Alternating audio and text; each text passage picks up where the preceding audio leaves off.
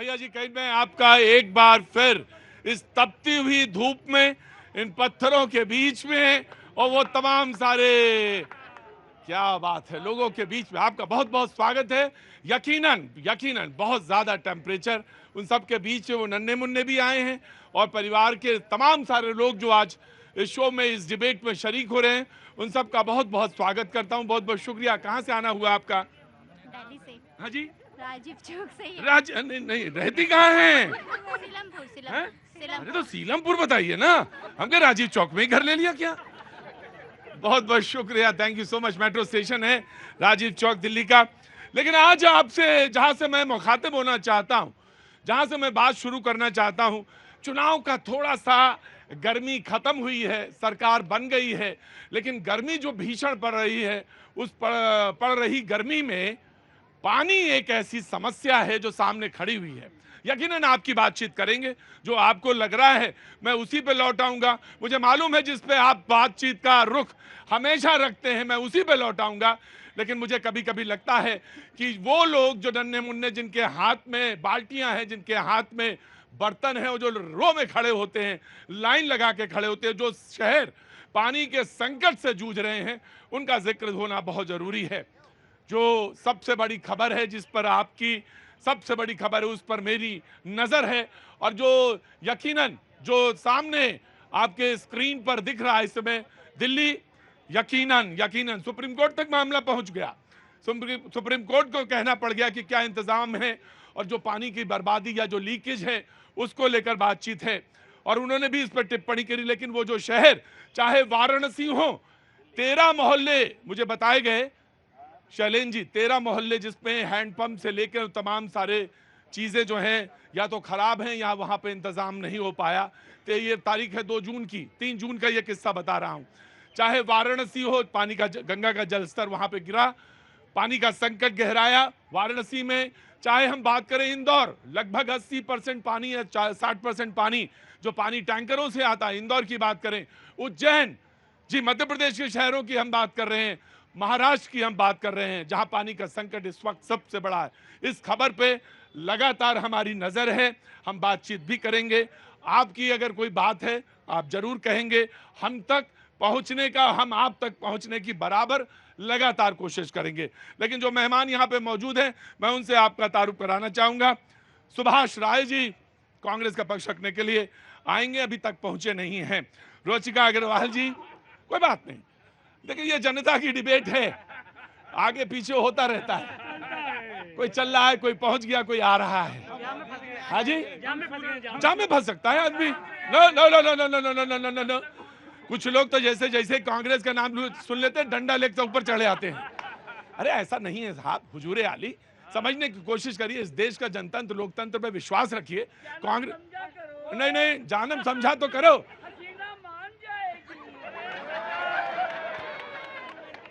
वैसे एक बात बताएं, क्या नाम है आपका? मेरा बीएस मिनहाल। बीएस मिनहाल, ये आपका जो इलाज है मेरे पास नहीं है, और आदमी अगर इस उम्र में बिगड़ जाए तो बहुत मुश्किल होता है। बहुत अच्छी बात है, अभी तक नहीं बोलते थे, चुनाव के बाद बोलना शुरू किया इन्होंने। नया नया मामला है, बोलने से मैं भी नहीं रोक रहा, क्योंकि मुझे अभी लग रहा है कि थोड़े दिन बोलेंगे, उसके बाद ये चुप हो जाएंगे। पवन शर्मा आम आदमी पार्टी का पक्ष रखने के लिए मौजूद है, बहुत बहुत शुक्रिया, thank you so much. Raghavendra Dubey ji Samajwadi Party का पक्ष रखने के लिए मौजूद है, बहुत बहुत शुक्रिया। और शैलेंद्र दुबे जी, बहुत बहुत शुक्रिया। सुभाष राय जी आएंगे कांग्रेस के, तो ये बहस में शरीक हो जाएंगे। आपने तो बड़ी खरीदारी कर डाली, क्या क्या ले डाला? जूता चप्पल ले डाला, बहुत अच्छा किया। क्या नाम है आपका? रीना उपाध्याय। रीना उपाध्याय जी कहाँ की रहने वाली हैं? राजेंद्र नगर। राजेंद्र नगर, बगल का ही मोहल्ला है। वाह क्या बात है। तो कुछ कहना चाहती हैं या सिर्फ देखना चाहती है प्रोग्राम? पानी नहीं पूछा इन लोगों ने? नहीं पूछा, ये पानी पिलाइए इनको। रोचिका जी, मुद्दा आज ये था कि आप ही के, हाँ पानी पिला दे, मैंने तो बोल दिया था भैया। अब पानी नहीं दिया इन्होंने तो मैं नहीं जानता, मैंने तो कह दिया था पानी दो भाई, पर बिल्कुल पानी पिला दो। मुद्दा दरअसल ये कि एनडीए के ही घटक दल में से एक घटक दल जो बड़ा महत्वपूर्ण है, उसने कहा कि ये जो 400 का आपका नारा था वही आप पर भारी पड़ा। 400 के नारे ने जो स्थिति है वो यहां तक लाके दी, यानी आप मेजॉरिटी तक नहीं पहुंच पाए, और जो 400 का नारा था उसने विपक्ष ने उसका अपनी तरह से इस्तेमाल किया। रुचिका अग्रवाल, बीजेपी से। आप सबको मेरी राम राम। देखिए, विपक्ष ने शुरुआत से जय श्री राम, जय श्री राम। आप सब लोगों ने देखा है, जिस समय से इलेक्शन अनाउंस हुए थे उस समय से विपक्ष ने सिर्फ एक भ्रमित करने की राजनीति करनी शुरू कर दी। हर चीज़ पे लोगों को भ्रमित करना। जो भी अगर प्रधानमंत्री या भाजपा या एनडीए कुछ भी कह रहा था उसका अलग तरीके का परिप्रेक्ष्य रखना विपक्ष ने शुरू कर दिया था। चाहे संविधान के ऊपर सवाल उठाना हो, या आरक्षण का मुद्दा हो, या 400 पार का नारा। 400 पार। रुचिका जी, आप कह रही हैं कि इस बार विपक्ष थोड़ा भारी पड़ा आप पे। आप सुभाष जी, बहुत आप कह रही हैं कि विपक्ष इस बार, यानी जो मुद्दा कांग्रेस ने उठाया वो भारी पड़ा आप पर। नहीं, हाँ। भारी नहीं पड़ा। चक्कर क्या है, हाँ। अगर कोई झूठ होता है वो लोगों को समझ में जरा जल्दी आ जाता है।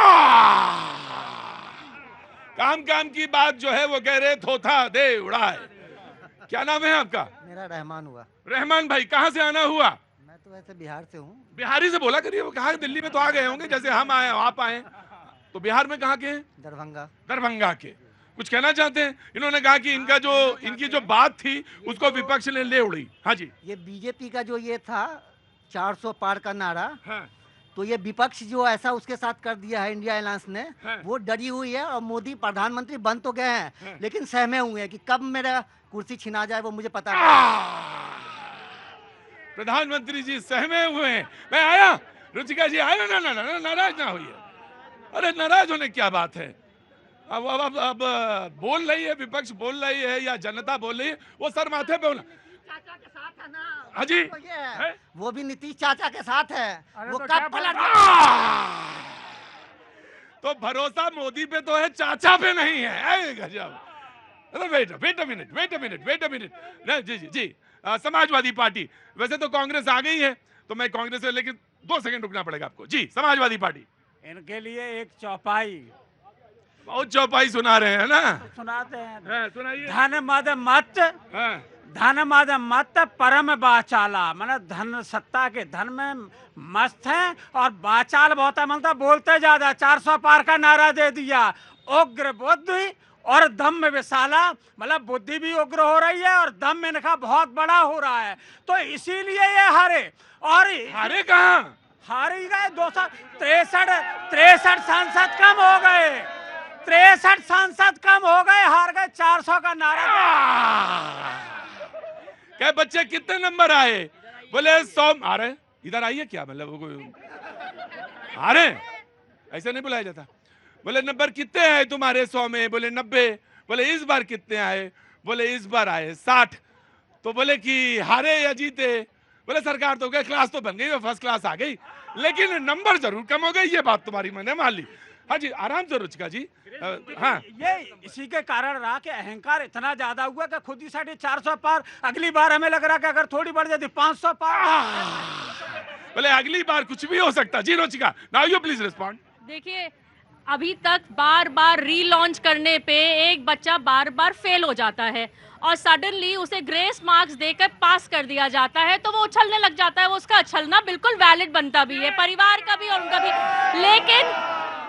लेकिन इनसे ये पूछ लीजिए 99 ज्यादा या 240?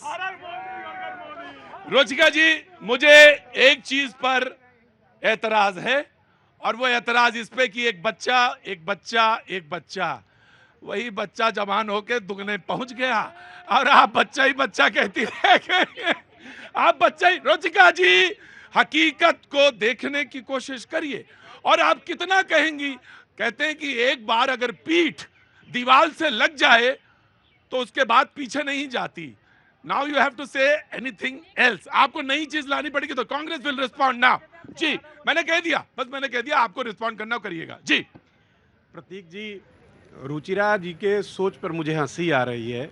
9 करोड़ से ज्यादा युवा ग्रेजुएट होकर बेरोजगार घूम रहे हैं, और ये बात 400 पार की करती थी। जिस उत्तर प्रदेश ने इनकी कब्र खोद दी है, वहां बीएचयू का गैंग रेप हुआ, गैंगरेप करने वाले तीनों के तीनों पदाधिकारियों का संबंध भारतीय जनता पार्टी से था और सबने अपनी गाड़ियों के ऊपर बड़े बड़े स्टिकर लगा रखे थे। इसके बावजूद भारतीय जनता पार्टी की पूरी मशीनरी चुप रही। 20 दिनों तक धरना प्रदर्शन करने के बाद उनके ऊपर एफआईआर दर्ज हुआ। गरीब होने का मतलब उत्तर प्रदेश में ये नहीं है कि किसी दलित की बेटी का बलात्कार करके आप जिंदा जला दीजिए, ये नहीं है। और ये जब जब होता है इसका मतलब राम राज्य स्थापित नहीं हो रहा है, क्योंकि प्रभु श्री राम ने आपको साफ साफ मैसेज दिया कि राम राज्य की कल्पना तभी हो सकती है जब हिंदुस्तान में युवा सुरक्षित हो, उनको नौकरी मिले और इस देश की अर्ध शक्ति हमारी नारी माँ के रूप में, बहन के रूप में सुरक्षित हो।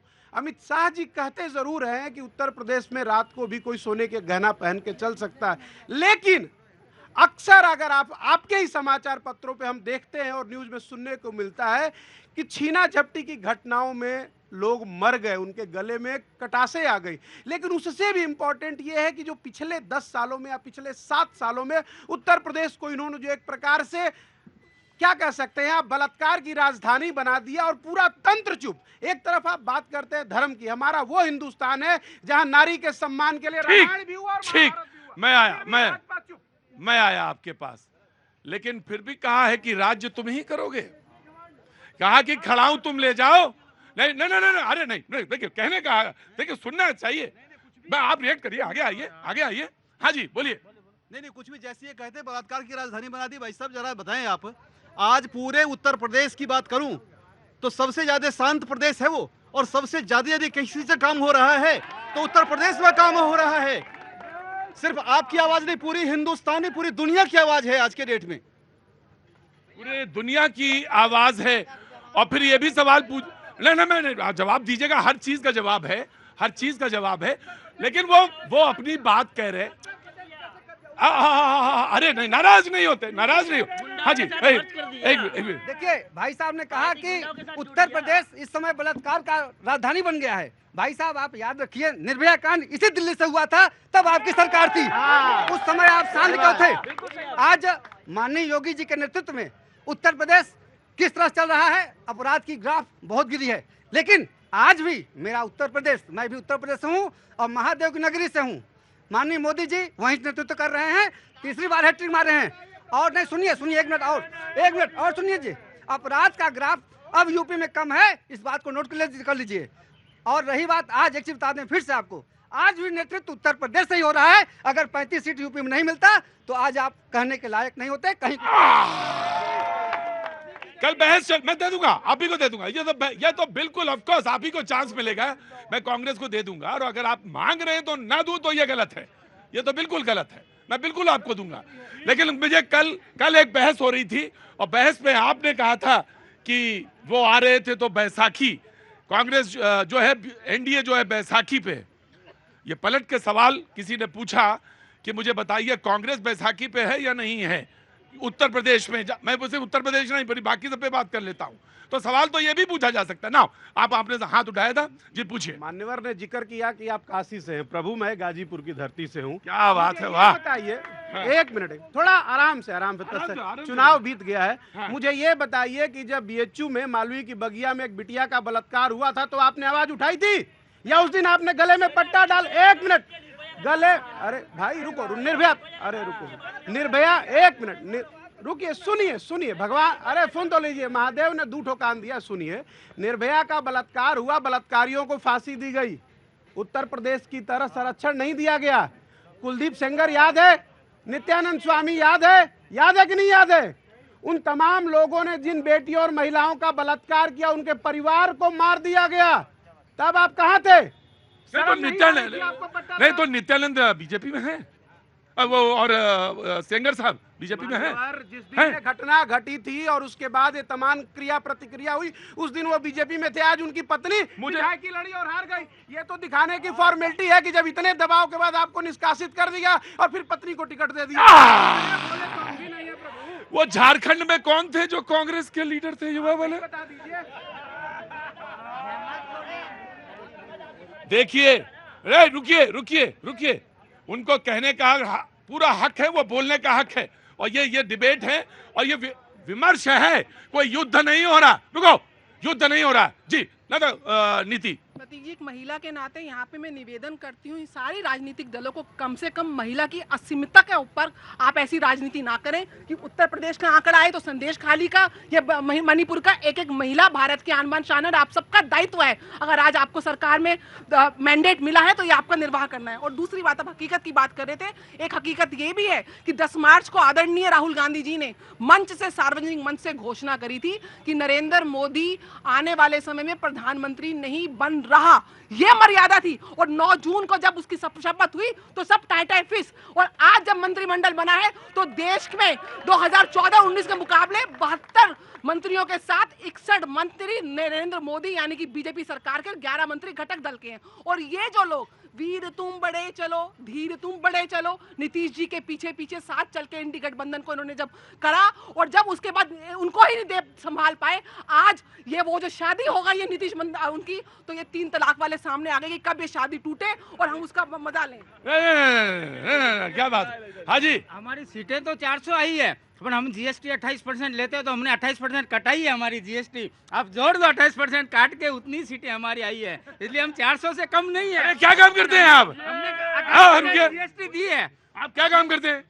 हम सूरत से आए और हमारे सांसद यहाँ जल संसाधन मंत्री बने हैं। और आपने जल की बात की है तो आप देखना 100 दिन के अंदर जल की पूरी समस्या दूर हो जाएगी। हम वादा करते हैं कि 100 दिन में जल की पूरे इंडिया में समस्या दूर हो जाएगी। हमारे सांसद CR पाटिल जी अभी जल संसाधन मंत्री बने जी, बोले कि 400 में 28% जीएसटी काट लीजिए तो जितनी सीटें आई हैं हम जीएसटी दे के सत्ता में आए हैं। जी क्या बात है, ये गुजराती ही समझा सकता है।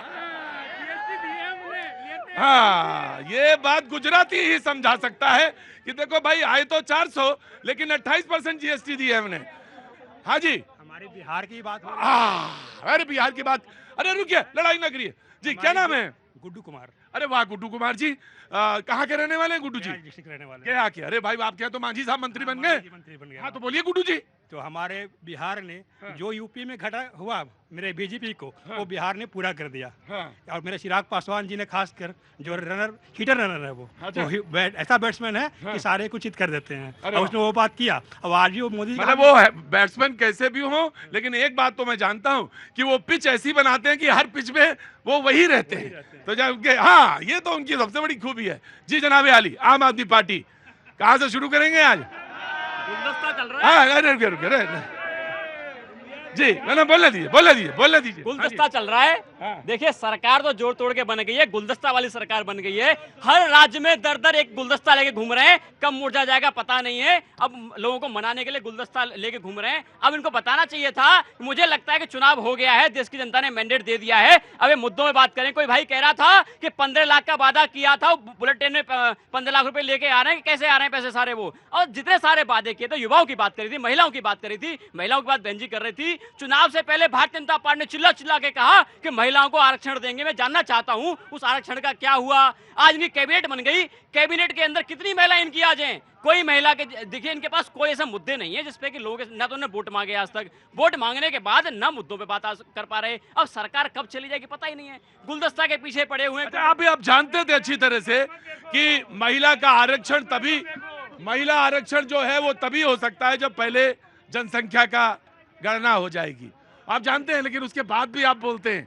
आपका खेल गड़ा गजब है। मैंने आप ही को नहीं, मैं बाकी का भी बोलता हूँ। आए जनाब शैलेंद्र जी। जी प्रतीक जी, अभी सबने बात रखी, मुझे बड़ा आश्चर्य होता है जब आधा अधूरा सच बोला जाता है।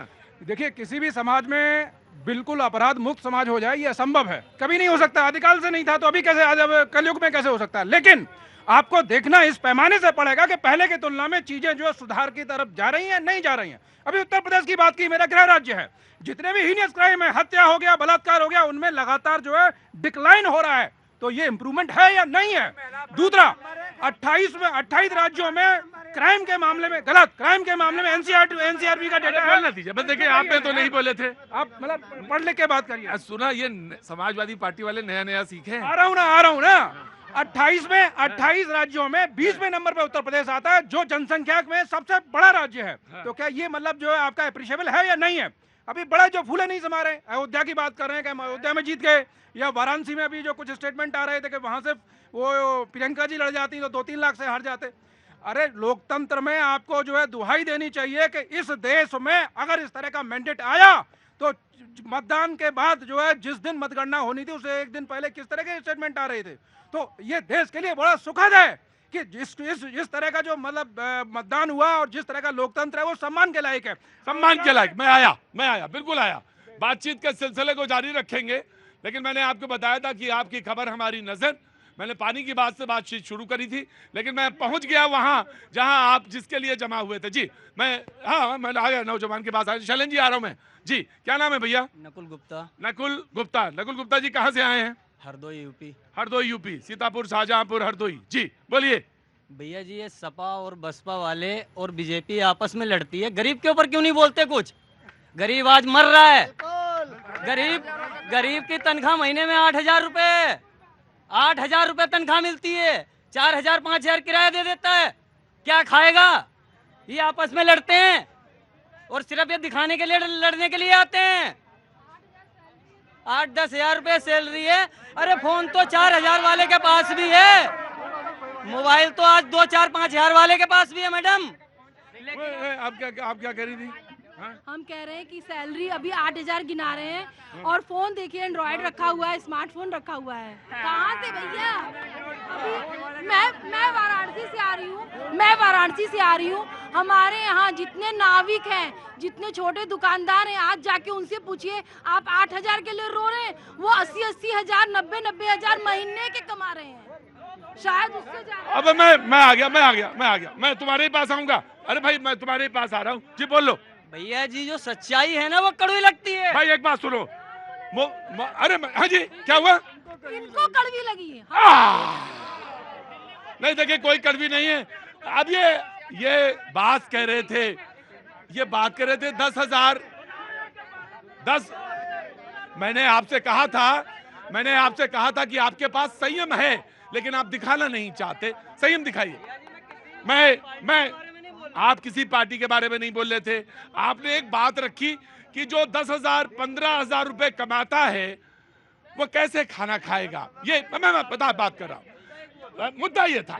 ये बात आप अपनी थोड़ी ना कर रहे हैं। ये सारे और दूसरी बात, अगर मोबाइल 15,000 का है भी इनके पास, तो मर्सिडीज का सपना नहीं देख सकता क्या? ये भी देख सकता है, बिल्कुल देख सकता है। हाँ जी। अरे क्या हुआ? अरे क्या नाम है?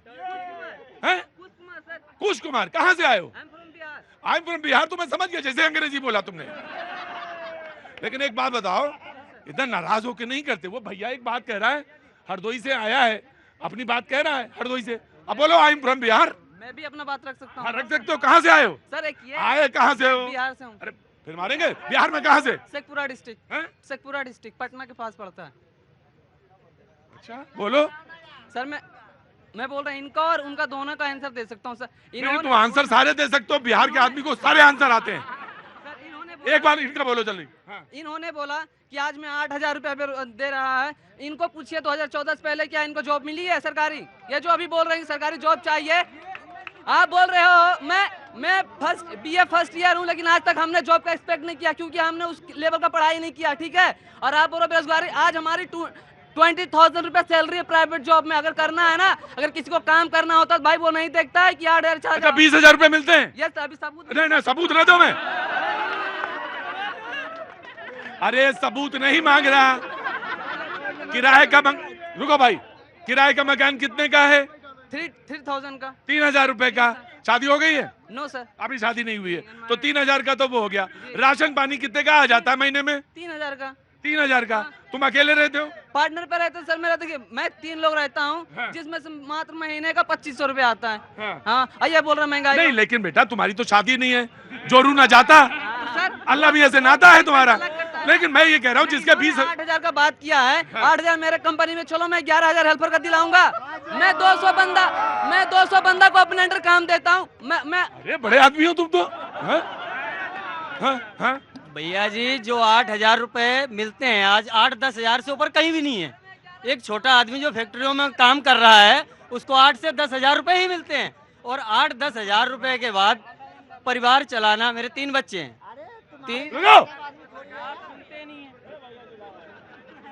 भैया जी 3 बच्चे हैं, उसमें 3 बच्चों को पढ़ाना, उसके बाद रेंट देना, उसके बाद दवाई दारू भी आज कहते हैं कि हॉस्पिटलों में जो इलाज फ्री हो रहा है। आज हॉस्पिटलों का क्या हाल है? हॉस्पिटलों में जब हम जाते हैं ना तो वो पता क्या कहते हैं? वो कहते हैं जी साइड से आइए आप, इधर साइड से, और 2 4 5 है। क्या नाम है आपका? नकुल गुप्ता। नकुल गुप्ता है हरदोई से। ऐसा नहीं है ये झूठ बोल रहे हैं, बिल्कुल चुपचाप खड़े रहिएगा, मैं आ रहा हूँ। ये बिल्कुल झूठ नहीं बोल रहे हैं, ये बिल्कुल हकीकत के नजदीक हैं। और जिसके पैर में बीमारी फटी होती है वही जानता है कि पैर में दर्द क्या होता है। बेटा तुम्हें 20,000 मिलते हैं, प्रभु करे तुम्हें 40 दिलाएं, 40 के बाद 180 हो। लेकिन सवाल यह है कि जो नीचे जमीन के स्तर पे लोग बैठे हैं, ये जनादेश गुप्ता जी ना बहुत लोगों को बहुत कुछ सिखा गया है, बहुत कुछ सिखा गया है। मैं जानता हूं कि हकीकत क्या है और आपको भी समझना पड़ेगा। दूसरे की आवाज को सुनिए और कहीं कोई जो रास्ता निकलता हो तो बताइए। ऐसा ना कहिए कि मैं ही सही हूं और वो ना कहे कि ये गलत है। रास्ता बीच का कहीं निकलेगा। जी हाँ बोलिए। जी मैं बिहार से हूँ, मुजफ्फरपुर डिस्ट्रिक्ट। आज बिहार बहुत आया है, क्या बात है? क्वेश्चन है आगे।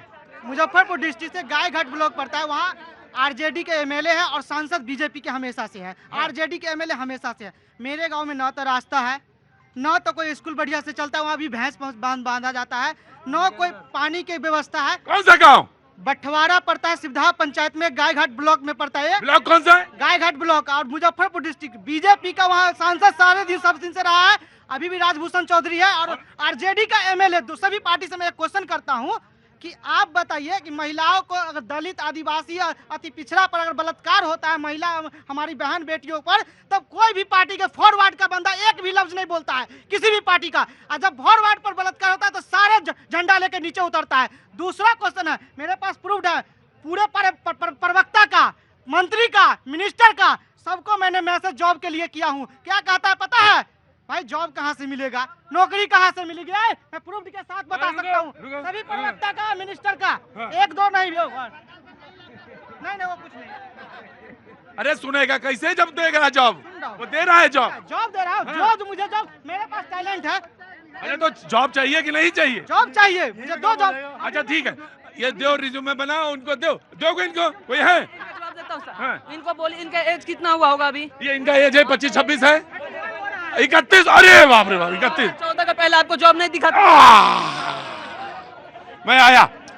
पहले कांग्रेस। चैलेंज रुके चैलेंज की बात अधूरी रह गई थी। I am really very sorry. Prateek ji अभी अरे सुन लो, 1 मिनट सुन लो भाई। जब तक किसी भी देश की प्रगति, मैं थोड़ा अलग हट के बात करना चाहता हूँ। किसी भी देश की प्रगति के लिए रुकिए, पगला गए क्या पूरे तरह से? हाँ जी, ये बड़ा दुखद है। किसी भी देश की प्रगति के लिए सबसे पहले समाज का जागरूक होना जो है बहुत आवश्यक है। क्या हम सारी जिम्मेदारी सरकारों पे डाल के जो है हम यही कोसते रहेंगे कि ये सरकार आएगी वो सरकार रहेगी? भाई जब आप कहेंगे कि हम 10 किलो अनाज देंगे, जब आप कहेंगे हम 1 लाख रुपया देंगे, जब आप ये कहेंगे कि आएंगे तो ये 5 किलो देंगे, मकान देंगे, तो क्यों सब्ज बाग दिखाते हैं? अरे भाई ये तो इनका काम ही यही है, ये तो करेंगे ही, लेकिन हमें तो जागरूक होना पड़ेगा ना। बोले कि ये तो ये दिखाएंगे ही, लेकिन है नौकरी चाहिए आपको? ऐसे नौकरी नहीं मिलती, पहले पात्रता होती है तब नौकरी मिलती है। जी अभी एक दिल्ली का आंकड़ा है, दिल्ली जल बोर्ड का, सबकी आंखें खोलने वाला है। उसमें आर्थिक सर्वेक्षण में बाकायदा रिटर्न में यह है कि 52% जो पानी है या तो चोरी हो रही है या वेस्टेज हो रहा है। एक तरफ जो कितनी आपूर्ति आप करेंगे, जो ये हम सबकी आंखें खोलने वाली बात है। ये सिर्फ दिल्ली की बात नहीं है, देश में जितने भी बड़े बड़े राज्य हैं, बड़े बड़े महानगर हैं, ये सब चीजें जो है उस पर गौर करने वाली बात है। तो जी तो पानी देखिए, 2 चीजें, पानी वाला मुद्दा है, नौकरी वाला मुद्दा है। मैं कहना चाहता हूं कि उत्तर प्रदेश के अंदर एक चपरासी की वैकेंसी निकली थी, उस चपरासी की वैकेंसी में पीएचडी वालों ने अप्लाई किया था, बीटेक वालों ने अप्लाई किया था। तो बेरोजगारी का आलम तो ये है कि भाई जब कह रहा था पटना से सारे युवा कह रहे हैं इनके अंदर पीड़ा है। एनसीआरबी के आंकड़े कहते हैं कि 43 से ज्यादा युवा, बेरोजगार युवा रोजाना आत्महत्या करने मजबूर हो रहे हैं। लेकिन भारतीय जनता पार्टी ने वादा किया था कि 20 करोड़ युवाओं को नौकरियां देंगे, उस नौकरी का कुछ हुआ? कुछ नहीं हुआ। दूसरी बात, पानी की आपने बात करी, हमारे समाज समाज में आज भी पानी पिलाना पुण्य का काम माना जाता है, लेकिन भारतीय जनता पार्टी जिस तरह से राजनीति कर रही है, पुण्य के काम में अड़ंगा लगा रही है, भारतीय जनता पार्टी को शर्म आनी चाहिए। सिर्फ इस वजह से कि दिल्ली के अंदर भारतीय जनता पार्टी चुनाव हार जाती है, इसलिए दिल्ली के लोगों से बदला लेना चाहती है। 2 आंकड़े हैं। आज देखिए हिमाचल के अंदर जब सुप्रीम कोर्ट में केस गया, तो हिमाचल के अंदर जब हिमाचल ने पानी छोड़ा गया, तो हरियाणा ने दिल्ली के हक का पानी रोक लिया। सुप्रीम कोर्ट के अंदर मामला आया। दूसरी बात, जब दिल्ली की मंत्री कहती हैं कि टैंकर की संख्या कम नहीं होनी चाहिए, रिटन ऑर्डर निकालती हैं, तो भारतीय जनता पार्टी के अधिकारी, इनके सारे पदाधिकारी, टैंकरों की संख्या को बिना परमिशन के कम कर दिया जाता है। क्यों कम कर देते हैं? कि भारतीय जनता पार्टी ने षड्यंत्र करके दिल्ली के हक को छीना था, सारे अधिकारियों को कब्जा किया था ऑर्डिनेंस लाके। राइट जी, दिल्ली के अंदर कितने वाटर ट्रीटमेंट प्लांट हैं जो है, अभी मैं नाम ले दूं, जो है इधर आपका वजीराबाद का। अरे भाई, ऑडिट कब से नहीं हुआ? आप जो है, अरे मैं 8 के नाम बता दूंगा। आप जो दिल्ली को सिंगापुर, लंदन बनाने की बात कर रहे थे। अरे उन देशों में पानी की ऑडिट होती है, वो ऑडिट में पानी की जो वेस्टेज है उसकी भी ऑडिट होती है। आपका वजीराबाद जलाशय का जो आपने सफाई कितने सालों से नहीं कराई, जरा बताइए। मैं सरकारी लीकेज के सरकारी ऑडिट की बात हो रही है, लेकिन हम सारे लोग पानी की बर्बादी करते हैं। व्यक्तिगत जीवन में हम सारे लोग पानी की बर्बादी करते हैं। हम बकेट रख सकते हैं, बाल्टी रख सकते हैं, उससे नहा सकते हैं, लेकिन नहाते किससे हैं? ये मैं उन लोगों की बात कर रहा हूं जिनके पास पानी इफरातन है। वो नहीं, वो इफरातन पानी वाले, पानी का पूरी दुनिया में अगर सबसे ज्यादा पानी का वेस्टेज कोई करता है, तो आंकड़े ये भी कहते हैं कि इंडियंस हैं जो सबसे ज्यादा पानी का वेस्टेज करते हैं। पानी का कोई सब्स्टिट्यूट नहीं है। पानी को रुको,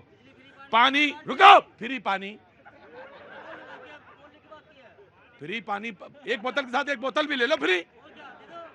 पानी का कोई सब्स्टिट्यूट नहीं है, पानी बनाया नहीं जा सकता। इसलिए आपको समझना है कि आपने अभी अपना घर इसलिए छोड़ा और किराए के घर में गए क्योंकि पानी नहीं था आपके घर में। आने वाले समय में शहर छोड़ेंगे, शहर के बाद फिर शहर छोड़ेंगे, और बहुत दिन नहीं जब जोहानिसबर्ग जैसी कहानियां हिंदुस्तान में भी लिखी जाने लगेंगी। आया नीति, पानी की कमी तो पड़ोसी राज्य जिम्मेदार, प्रदूषण गंगा का तो पड़ोसी राज्य जिम्मेदार, अस्पताल में बेड कम तो पड़ोसी राज्य जिम्मेदार।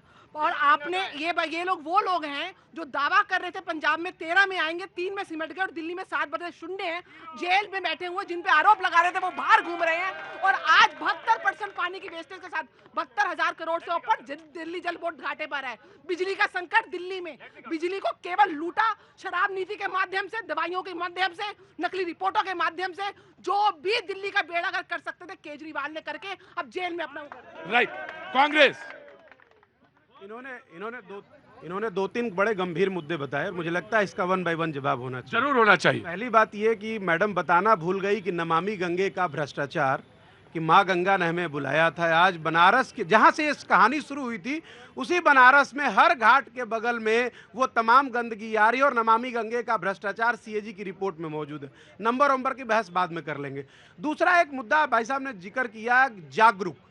बिल्कुल सनातनी को जागरूक होना चाहिए, क्योंकि हम जागरूक नहीं थे और शायद हम सच्चे सनातनी भी नहीं थे। बनारस में सैकड़ों मंदिर तोड़ डाले गए बाबा विश्वनाथ कॉरिडोर के नाम पे, और तब आप जागरूक नहीं थे और आप चुप थे। तब आप कहाँ गया आपका हिंदू धर्म और कहाँ गया आपका सनातन? किसने आपको अधिकार दिया था सैकड़ों मंदिर तोड़ने का?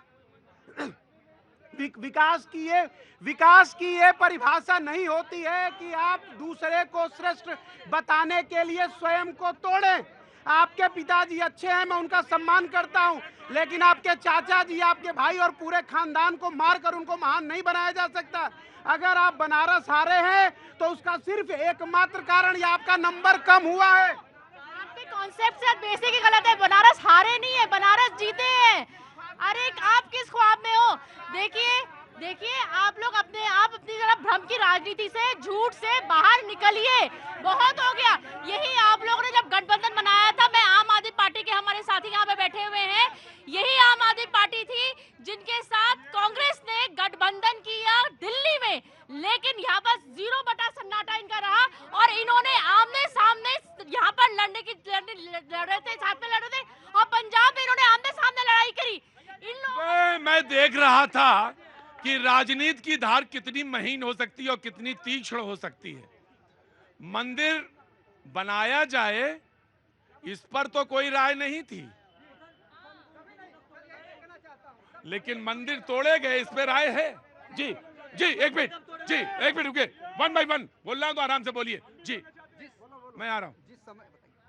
मंदिर कब तोड़ गए? नहीं आराम से आराम से आराम से। मंदिर का तो ऐसा है, मंदिर कहीं नहीं, ये अभी बोल रहे थे कि वो बना रहा था। विकास का जब कॉरिडोर बन रहा था, मंदिर परिसर का जब कॉरिडोर बन रहा था, उसमें तमाम ऐसे मंदिर थे, ऐसे घरों में मंदिर थे, वाराणसी के उस इलाके में, उस मोहल्ले में जो थे, बहुत छोटे छोटे मंदिर थे, उनको सेटल किया गया, उनको एक जगह लाया गया, उनको हटाया गया, उस पर इनकी राय थी। जी मैं आया।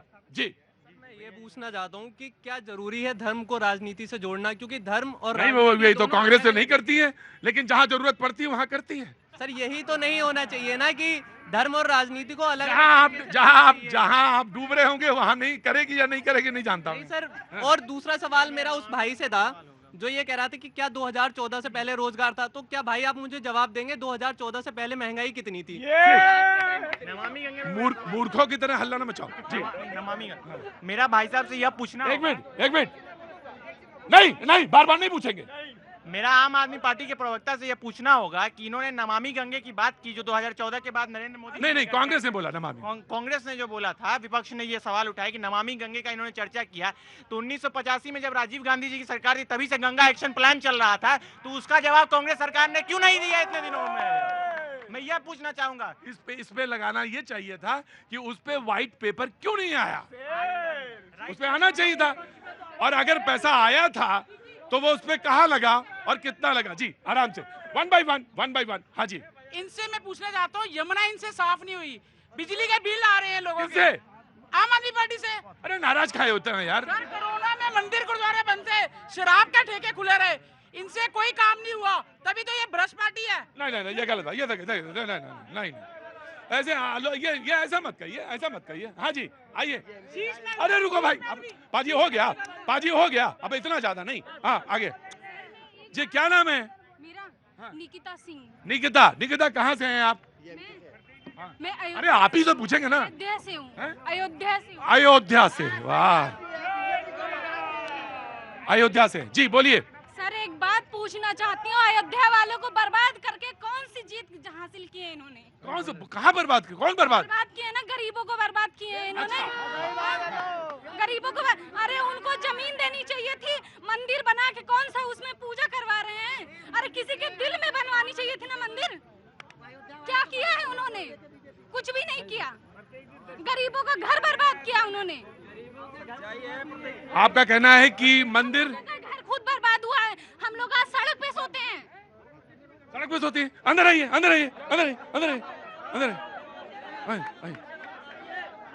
कहाँ से हैं आप? हम अयोध्या से हैं। सड़क पे सो रही? हाँ जी, सड़क पे झोपड़ी डाल के सोते हैं। अच्छा, कंपनसेशन नहीं मिला? नहीं मिला। कब, कितना पुराना घर था आपका? हमारा कम से कम मिनिमम 22-23 साल पुराना है घर। मेरे पापा यहाँ दिल्ली के थे, फिर वहाँ जाके बसे हैं। और वहाँ जाके बसे? हाँ। क्या काम करते थे? मेरे पापा सिलाई का काम करते थे। अच्छा, तो वो घर टूट गया घर। घर तोड़ने के बाद में जो मंदिर बनाया। अगर यहाँ पे एक लोगों ने बोला अरे यूपी में रहना है तो मोदी कहना है, तो मोदी बेहतर करके दिखाए ना। मोदी बेहतर करके दिखाए। जी देखिए, मैं आग्रह करूंगा इस बहन का जो पूरा डिटेल है, क्योंकि देखिए इस तरह आरोप लगा के कि नहीं कंपेंसेशन नहीं मिला, मुझे डाउट है। रुकिए एक मिनट रुकिए। और जो बात की जा रही थी, फैजाबाद पूरी लोकसभा है, अयोध्या में जो भाजपा जो जीती है हारी नहीं है, जीत हार एक अलग विषय है। अगर मान लीजिए किसी का भी अगर भूमि अधिग्रहण किया गया है, उसको कंपेंसेशन मिलना चाहिए जो बाय लॉज कहता है। और आपके माध्यम से मैं ये आग्रह करूंगा कि आप अपनी पूरी डिटेल दें और जो संबंधित डीएम है वो संज्ञान ले। मैं आग्रह बिल्कुल, आप अपनी डिटेल दी, अपनी जो आपका जो भी डिटेल्स है वो दीजिए और ये पूरी इस पे बात करेंगे। जी मैं पूछूंगा 1 by 1। हाँ जी बोलो। आराम से बेटा, मैं पूछूंगा। सर देखिए, ये इन्होंने जो कहा अयोध्या के मामले पे, विरासत और विकास, यदि विरासत को बचाना है तो विकास भी करना जरूरी है। हमारा राम मंदिर विरासत है और विरासत तभी बनेगा जब वहाँ विकास होगा, तो थोड़ा टूटेगा सर। मैं बलिया से हूँ, 5 साल पहले मैं आया था, आपका आशीर्वाद लिया। जी और फिर सुनिए, हमारा गृह घर जो कटरा का नया पुल है, नया घाट, उसके जस्ट बगल नवाबगंज में है। मैं बता दूं, मैंने आंखों देखी हाल देखी है अयोध्या में ही। मैं बता दूं, आंखों देखी हाल मैंने देखी है। ये हालत थी, रात भर प्राधिकरण वाले घर तोड़ते थे, एक पैसा किसी को नहीं दिए हैं, ना किसी को सामान हटाने दिए हैं। अयोध्या वाले ऐसे चुनाव नहीं हरवा दिए, उनकी दुर्गत कर दिए हैं, इसलिए चुनाव हारे हैं ये। अयोध्या विधानसभा में ये गलत तथ्य है। अयोध्या विधानसभा में बीजेपी जीती है भाई, एक लोकसभा में 5 विधानसभाएं होती है। थोड़ा गंभीरता बना। समाजवादी पार्टी गलत तथ्यों का ठेका यही लिए राजनीतिक विश्लेषक हैं, ये यही हुआ कि इन्होंने अयोध्या वासियों के साथ जो दुर्व्यवहार किया, उनके घर तोड़े जबरन, इसीलिए वहां से हारे।